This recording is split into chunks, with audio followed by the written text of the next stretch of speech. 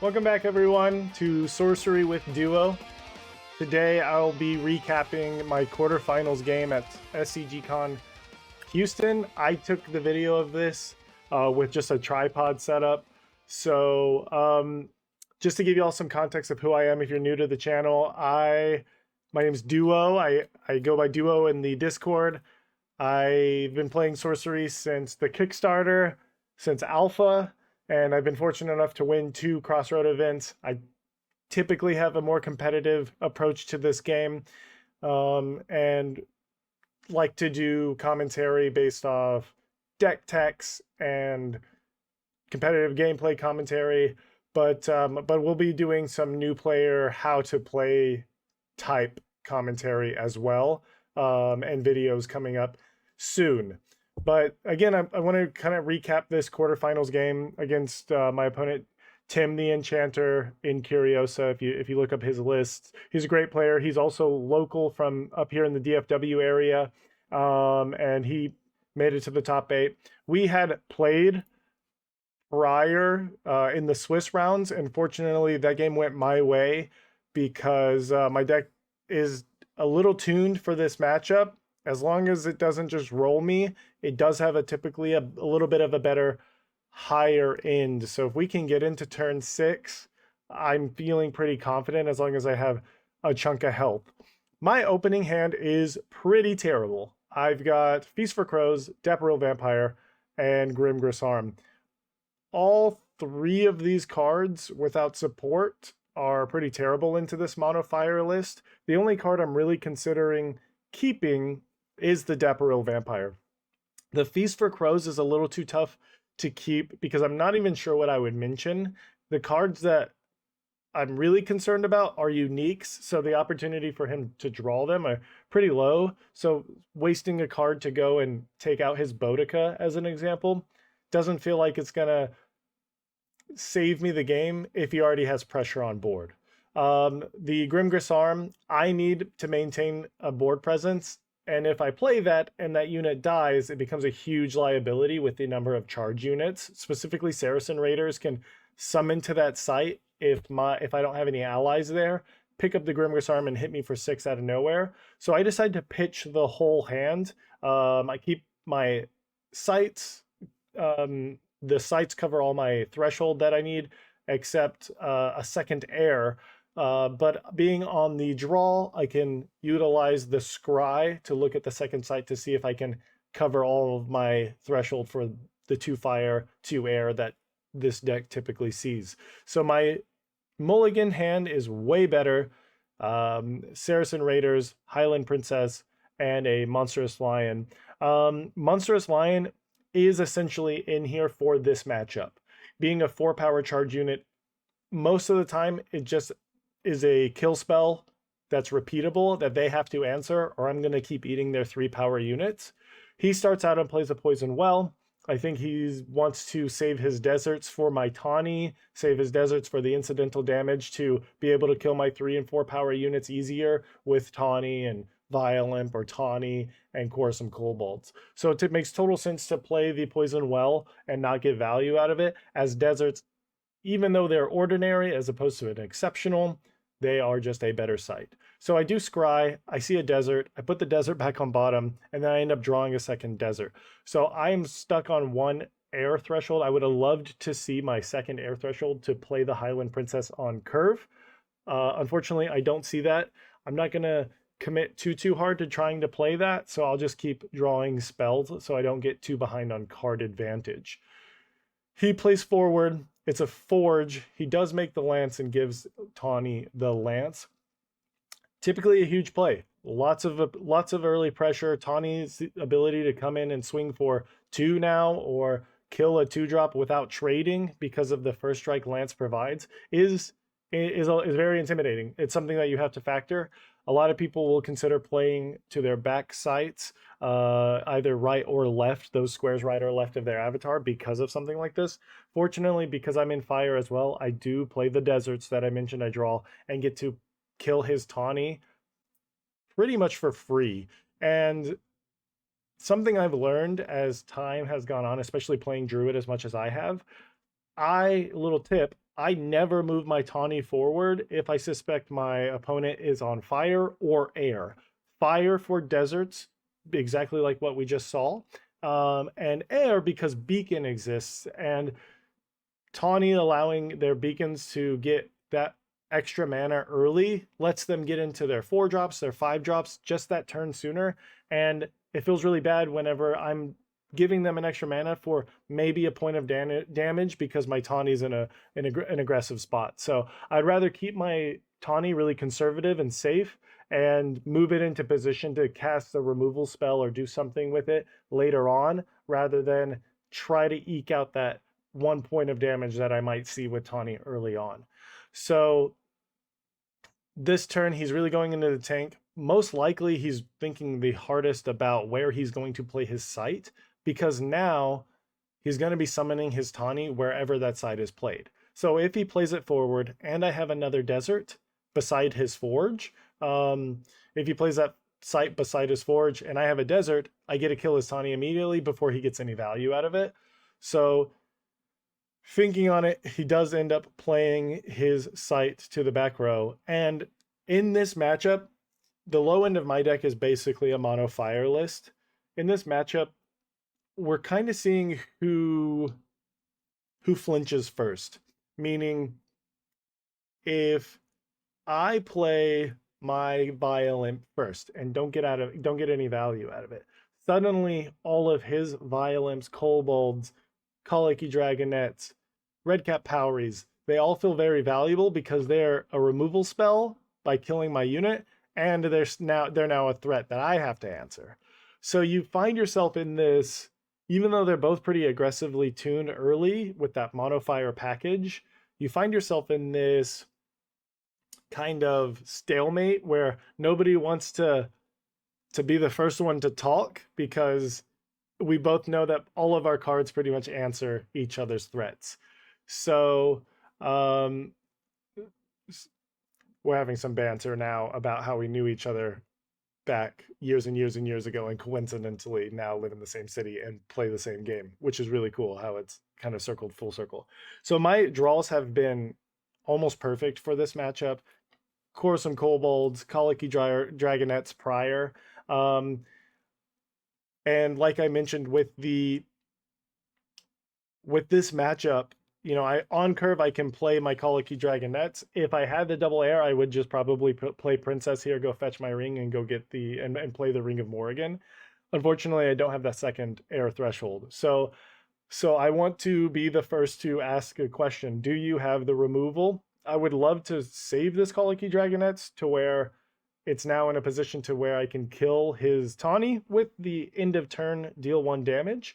However, Tawny, he played it intelligently by playing it back because there's voids in between, and that projectile won't traverse through the void to hit Tawny if I play it on that back left site. I also want to be really conscious not to just play it on my avatar, because he can then move Tawny up, and if he has Minor Explosion, then he will get to Minor Explosion 2 steps up from Tawny as it's a spellcaster and kill my Colicky Dragonettes, kill my Tawny, and deal 3 damage to me. It's just not something I wanted to risk. So I'd rather just put it forward, deal a damage to him with the end of turn ping, and threaten moving in, attacking, potentially picking up that lance. I am not confident this Colicky Dragonettes is going to stick around, but at least I'm getting the wheels turning here to where he's going to have to start spending cards to deal with threats. With me being on the draw, I'm already a card up. So if I can put the pressure on and stay with card advantage, I'm feeling really good about that. So on his turn, he does end up tapping and playing a desert to deal a damage.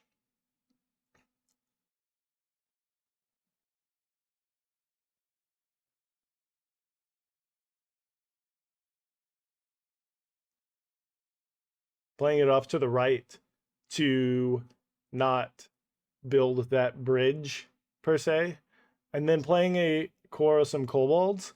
The Quarterfinals Kobolds picks up the lance, which puts it in range of killing the Colicky Dragonets, he didn't have to pick up that lance. He could have kept it unheld, because the Colicky Dragonets has taken a damage from the desert, which puts it at 2 remaining power, defensive power per se, and then the kobolds would strike it for 2 at the end of the turn. But because he picked up the lance, it does make it to where it could have killed the Colicky Dragonets without the assistance of the desert, but it does break the lance because it is a strike. So it breaks the lance. The Quarterfinals Kobolds is now vulnerable, the same amount of vulnerability they would have had if they didn't pick up the lance, because he wouldn't have had the opportunity to pick up the lance with that end of turn ability to strike before he passed turn.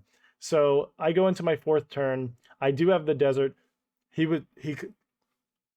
caught on that moving Tawny up would probably just put it in a vulnerable position, as with the site placement we have now, there's nowhere to move Tawny forward that our opponent can't play a desert and kill it with. So we both are starting to play a little more conservatively with our Tawnies, as we don't want them to just get incidental value out of their deserts. So I play a Saracen Raiders, as it's big enough to kill the Quarterfinals Kobolds and survive. And I'm continuing to ask questions. Do you have the answer to deal with this threat? If you don't, the Saracen Raider gets to stick around and continue to beat you up. But in these lists, like I said, it's tit for tat. We're playing our charge unit to kill with it. We're really unit based, because we want that repeated effect. And a lot of our early package is a lot of charge, or a lot of immediate effect in a Genesis, or end of turn strike with Chorus of Kobolds. So his turn is going to be kill this guy. We're going around and around. Here we go. How he's going to do it can vary pretty heavily. But with the assistance of cards like Tor's Hammer Trinkets, even a unit that is the same amount of power can now be used as a kill spell. And I think that's what we see here. He ends up tapping to, or he plays a Redcap Poweries, throws a trinket in the hands of it. Redcap Poweries is a 3-power charge unit, which means it can attack when it enters play. Tor's Hammer Trinket gives it an additional power to make it 4 instead of 3, allowing him to kill my Saracen Raiders, as Saracen Raiders has 3 power. So he's debating on if he's going to move Tawny forward, and that doesn't happen because he sees there's nowhere to move it, that if I have a desert in play, the Tawny can get to safely and avoid dying due to incidental damage. I draw my Ring of Morrigan, which feels great to draw the Ring of Morrigan. Having the Highland Princess that I couldn't cast earlier in hand doesn't feel so great, but I do end up drawing with my tap ability a Corellian Upon Usk, which is that a Glastonbury tour? And it's a Corellian Upon Usk. A Corellian Upon Usk, which lets me know I'll have my second air threshold going to the turn. So round and round we went. He answered my threat. I answered his threat with a Monstrous Lion, as Monstrous Lion innately has 4 power, and because Tor's Hammer Trinket returns to his hand returns to the owner's hand at the end of the turn, his Redcap Powers was left vulnerable at 3 power. So my Monstrous Lion with charge gets to hastily go in and attack, killing it. Monstrous Lion's ability to only attack units is fine by me. All I'm using it as is a kill spell, or a way to push damage on the avatar if they're in a vulnerable position. But that 4 mana for 4 power charge is at this point an above rate unit. His turn, he does deal with the Monstrous Lion by playing a desert after attacking into the lion with Tawny, so he can then sequence it in a way that his Tawny does come back on the new desert's entry, and plays a Quarterfinals Kobolds, which, like we've seen, the end of turn deal 2 damage will be enough to take out the 4 power lion. 1 from Tawny, 1 from desert, 2 from the Quarterfinals Kobolds. So I'm keeping my game plan on. I have the mana to already play everything I want to on my turn, so I just draw another spell. I do end up getting to my second air threshold, which lets me, for 3 mana, play another Quarterfinals Kobolds to end of turn strike his Quarterfinals Kobolds and a Highland Princess. With me already having the ring, I'm going to go get a trinket of my own. That way, I can make my units deal more damage, be a little more survivable, but also combo with the ring being a repeatable spell that it is as it returns to your hand. I'll get to gain a life and deal an extra damage every turn at least once with that repeatable spell. So I'm pretty much showing him by not grabbing the ring, due to how powerful the Ring of Morrigan is, that I most likely have the Ring of Morrigan in hand by not fetching it with Highland Princess. So fortunately, in a mono fireless, there's not a whole lot that he can do to disrupt my hand. He's not running Feast for Crows because that's an air. He could be running cards like Pukas, but it's not going to take out that card specifically, and he would have to play Pukas, which is a unit, and the Death Right makes me discard a random card. So there's no assurance that I would discard my Ring of Morrigan. Anyway, so this turn, I'm feeling like I'm starting to stabilize. I've got some board pressure in the core, some kobolds with a trinket in hand that he knows, and in a position that can take a step forward and get the extra end of turn strike. So if he can't kill it, I'll be able to continue to kind of keep my early aggressive game plan. He plays a Fields of Camlin, which does make me choose between my 3 units, which one gets to live. And Tawny, Highland Princess, both of them are less valuable than the Quarterfinals Kobolds. The Kobolds will being necessary to answer. He has to have an answer for it, or it's going to do a lot of damage. I decide to get rid of Tawny, as I'll be able to resummon it on my next turn if I'd like, and my Highland Princess, as it was essentially just a blocker anyway. He does have that trinket that we saw, so we know that my Quarterfinals Kobolds is going to die by throwing his Tawny into the attack, into the fray. The trinket falls to the ground as his Tawny dies, and he, like I mentioned in my earlier turns in the turn 0, thinking about the mulligan, if I keep Feast for Crows, what would I say? And lo and behold, he has it. It's the biggest concern for this deck due to the amount of burst potential that it provides, and he plays Boudica. Boudica giving +3 power to any successful attack on a site means that any of his charge units that have 3 power, surprise, they have 6 power. They're coming in for that much more. Because it's an additional buff to power, it is buffed by cards like Mask of Mayhem, Grimgris Arm. So this is really intimidating now, especially with the fact that I don't have a board presence at all. So those charge units are going to freely come down and attack unless I can get something on board. So I draw a Grandmaster Wizard, which feels great if he didn't have such a board presence. I do have the mana to play the Ring of Morrigan, and I have Sir Lamorak in hand. If I'd like to play that, I can. I'm hesitating because Sir Lamorak forces aggressive decks to play really awkwardly by attacking him first before playing additional units, or by moving their units back and out of the nearby 9 squares that Sir Lamorak will strike on death. He can really help stall the game. I'm hesitating playing him because I don't want to lose out on that value, but I'd rather the mana be spent to deal with him than be invested in a charge unit at this point. So I do end up playing him. I play him a square forward because, like I mentioned with the Colicky Dragonets in the earlier turns, I don't want to play him on my home site because Minor Explosion exists, and I don't want to encourage the 2-for-1 value. So we'll continue to play them forward, even though they are a little bit more vulnerable there, because Minor Explosion exists. So just counting my mana to make sure that I have enough, and end up playing the Sir Lamorak forward. His turn, he takes a step forward, and he does have the answer for Sir Lamorak in a disintegrate, which after he plays a jihad, he with his third, fourth, and fifth mana, he plays his disintegrate.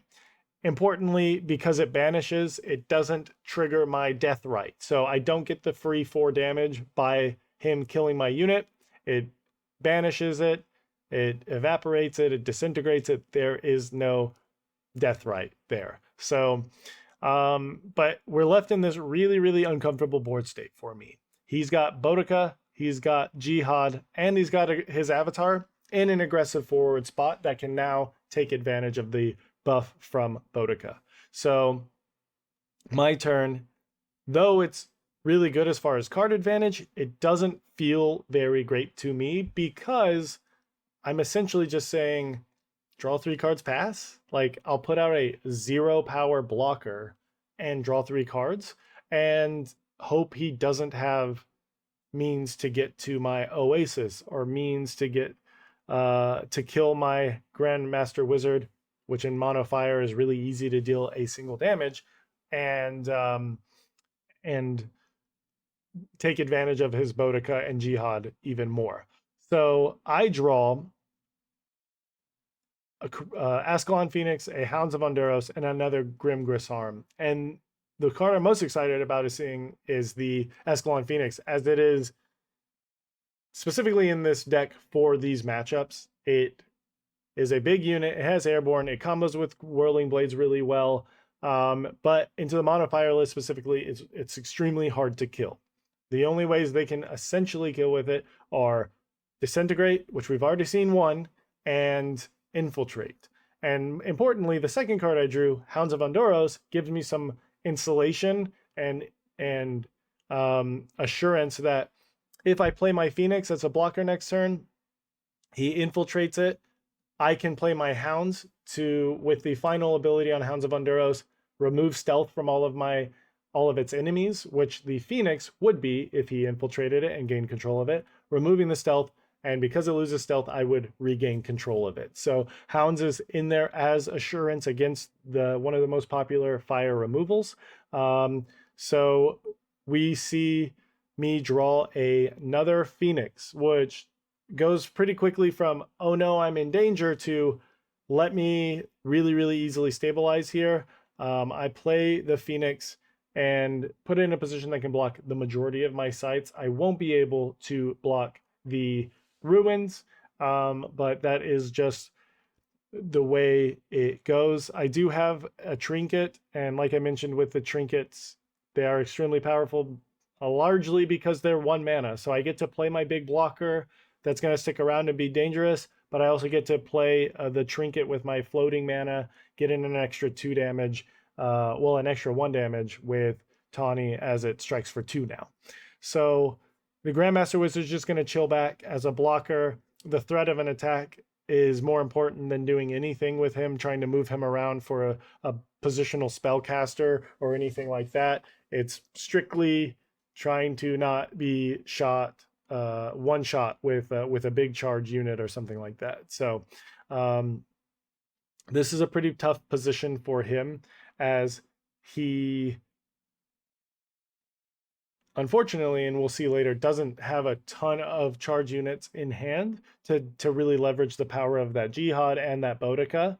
So he wants to put a lot of pressure on me, but unfortunately isn't in the greatest position to do so. But interesting enough, avatars are not they don't have an elemental affinity, which means my Phoenix can't freely block an attack from his Druid. Secondly, if he does decide to attack with his avatar, which we actually see he does, and it's enough damage to kill my Phoenix, it will, like I said, because they're not they don't have an elemental affinity, and the Phoenix is only immune to fire damage or fire effects, damage from fire effects, which a strike from a fire unit is a fire effect as it reads now. So he ends up playing a Grimgris Arm and a Tor's Hammer Trinket to his avatar and attacking. And while this seems a little risky, it actually, in my opinion, makes sense. If I didn't have that Grandmaster Wizard, this would be coming in for 10 damage. Because everything is doubled and the Tor's Hammer Trinket, it would be 1 from his avatar, 1 from the Trinket, 3 from the Boudica's buff, and because it's all of a strike, Grimgris Arm doubles it to 10. So I have pretty much no choice. I'm going to throw the Grandmaster Wizard into the... It's just, that's what it's there for, is to draw me cards and be a blocker. And maybe cast a spell for me every now and then.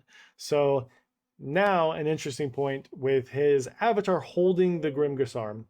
I am equipped to now deal double damage to him directly. And with those Grimgris Arms of my own, I can deal double, quadruple, and even octuple damage if I really want to, because they do stack. So, I don't know if I said that right, but anyway, but with his health total where it's at, I know I have Death's Door in hand. Because of the Grimgris Arm on his avatar, I'm able to, and I'm really like looking at this, making sure I'm going to be able to Death's Door him, because I don't want to play a Grimgris Arm and not Death's Door him and give him the chance to Death's Door me in return before he's on door. Because if I don't, he doesn't have to flip into Bruin. He can now attack with his avatar, and if I don't have the blocker for it, he can do a lot of damage to me with double Grimgris Arm and a Trinket. That is Anabolica. That's 20 damage on a site. So, so with Tawny active and a Trinket in hand, I can play my Grimgris Arm into the hands of the Tawny, play the Trinket into the hands of the Tawny, and attack him doubled for 8 damage with Tawny. 1 from Tawny, 1 from the Trinket, doubled from one Gris Arm, doubled from the second Gris Arm. So it winds up calculating to 8 damage from the Tawny. And then I have, which does kill the Tawny. And then I have a Quarterfinals Kobolds in hand, which then can come down onto my site in front of my avatar to pick up the Grimgris Arm and the Trinket and strike him for another 8 damage. So 16 damage from 3 power worth of units feels pretty good. But most importantly, it's enough to Death's Door him. Because outside of the fact that he got Death's Door first, he's standing right in front of me, and I have a Phoenix which is big enough to kill his Bruin when he does inevitably flip. So this goes from pretty concerning with a Boudica and a Jihad in play to feeling very comfortable as I put him on Death's Door. I'm still at a really healthy life total, and I have the Phoenix and the Ring in play. So if he flips into Bruin, I can throw my Phoenix into it and just play a spell, because the Ring of Morrigan is the Ring of Morrigan, and ping him for 1 damage and win the game. So I do end up playing my site to get my Tawny back, and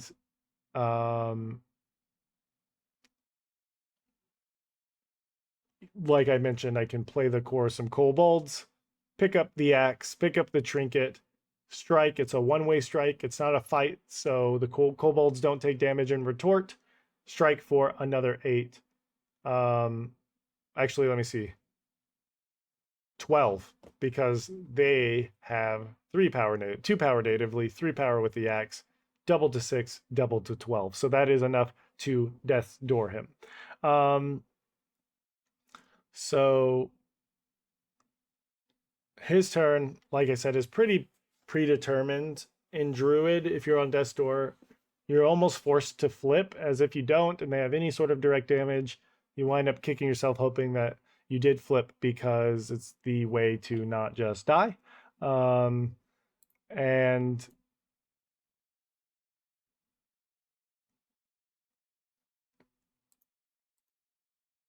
he does have a good play, but because of the Phoenix's survivability, he can play a lava flow, deal 5 to my kobold, deal 4 to me.